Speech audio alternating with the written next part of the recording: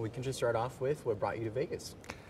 The convention, Promax convention, and they asked me to be the keynote speaker.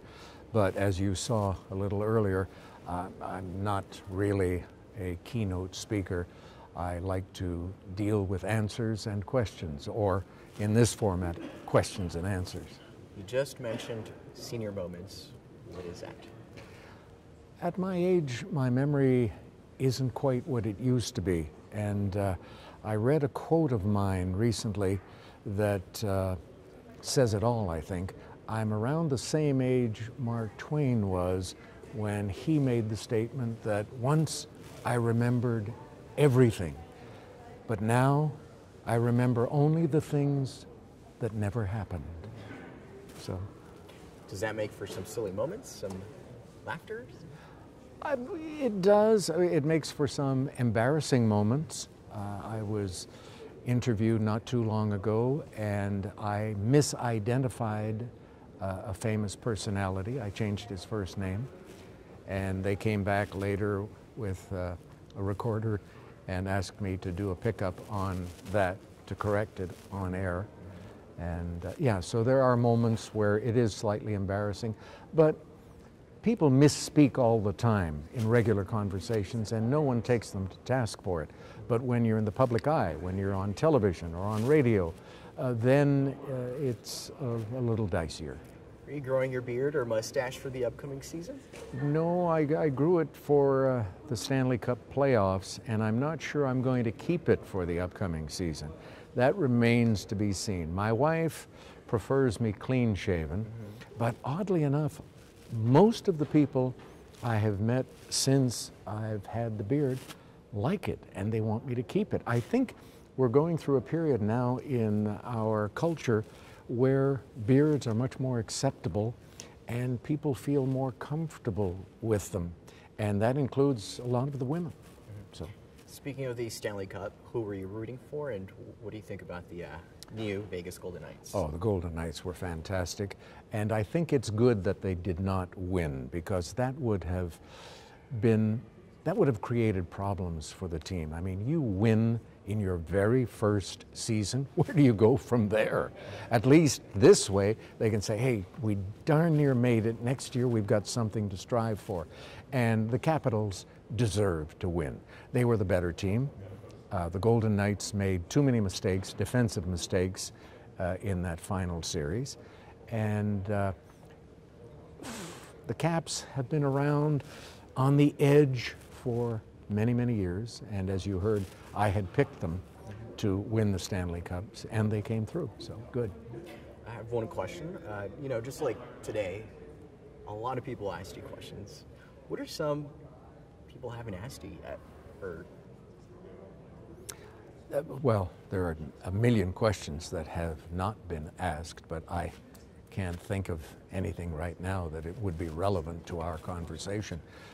You know, do you drive too fast? Do you drink too much? Did you ever beat your children? You know, there are all kinds of questions that I have not been asked, but when they do ask questions, I try very hard to not dodge the question.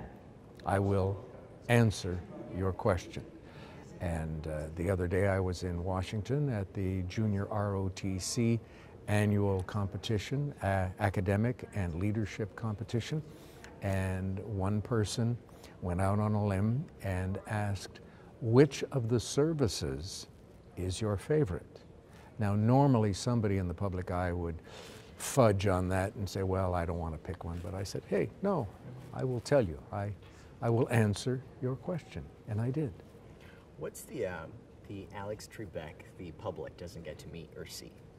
Well, they don't see me fixing things around the home, which I do a lot of. I'm very handy, and I've been that way for my entire life. They've heard about it, but they haven't seen it, and they don't know how I spend my private time. I do a lot of reading. I watch a fair amount of television. Certainly during the basketball and hockey playoffs, I watched a lot. Now I'm into baseball a little bit.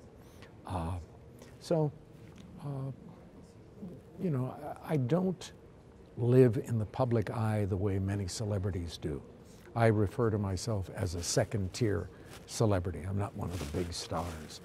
And people feel very comfortable with me in that regard because they see me 5 days a week on the show. And I'm in their homes at a good time, usually dinner hour. They've accepted me almost as one of the family.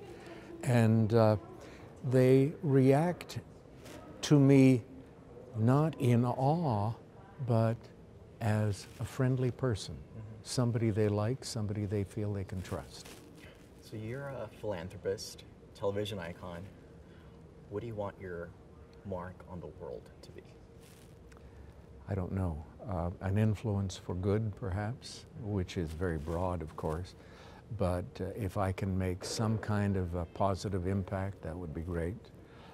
People have asked me in the past about what I would like to see on my gravestone, and the one word I came up with was broadcaster, because I've been a broadcaster all my life in radio and in television. And I think that's an honorable profession because we serve the public. We are the bridge, if you will, between events and the way the people receive news of those events. And that's important. You're a newscaster yourself as well. I was, yeah. What did you make out of those days, or like, what do you remember from back then? The fact that I would never get to host the national news in Canada because I didn't have the right look and I was too young. But that's okay. I realized early on, wait a minute, this is really going to mess with my life as a bachelor, because if you're hosting the national news at 11 o'clock at night and doing an earlier feed to the East Coast, you're going to be tied up from 7 p.m. to 11:30. You will have no social life.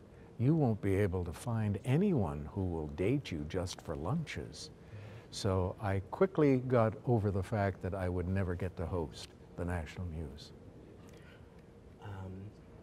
I've heard you say that you would like Betty White to replace you, if that would be an option one day. Is there like a top 5? No. Or is it still Betty White #1? No, I say that jokingly because Betty is a friend of mine. And she could do a good job, would do a good job, and has done a good job, and I think won an Emmy as a game show host. So, yeah, but Betty is slowing down now, and she's cut back on her schedule. I have no preferences. There were a couple of people, one, I believe, the young man who does play-by-play for the Los Angeles Kings, Alex, I forget his last name, and a young lady, an attorney who does reporting for CNN and some of the other news networks, I thought would be quality hosts to replace me. But it's not going to be my decision when the time comes. Is there an event or time in your life when you can recall you taking a step back and realizing how far you've come? No. It's all just been a lovely journey. And I hope the journey continues for a while longer. Is there anything else you'd like to share with us? That's a good one to end on.